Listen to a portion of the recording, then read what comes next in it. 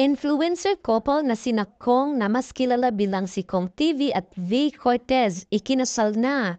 Trending ngayon ang hashtag perfect combination matapos ang inganding kasalan noong Lunes 17 ng Hunyo na YouTube content creators na sina Kong TV at V. Cortez sa El Anunciata Parish Church, Muntinlupa City.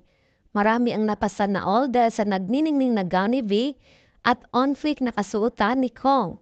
Kabilang sa wedding guest nila ay sina Aluja Goseng Fiao, Zinab Harake, Ray Parks Jr. at principal sponsors na sina Alex Gonzaga at Mikey Morada.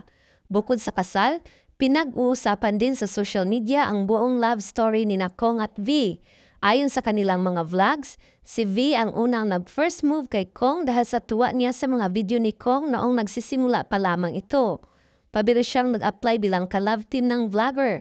Nagsimula silang mag-date noong 2015 at ngayon ay may isa na silang anak na si Kidlat. Namangha ang mga netizens hindi lamang sa kanilang kasal, kundi pati na rin sa jorgi ng kanilang love story.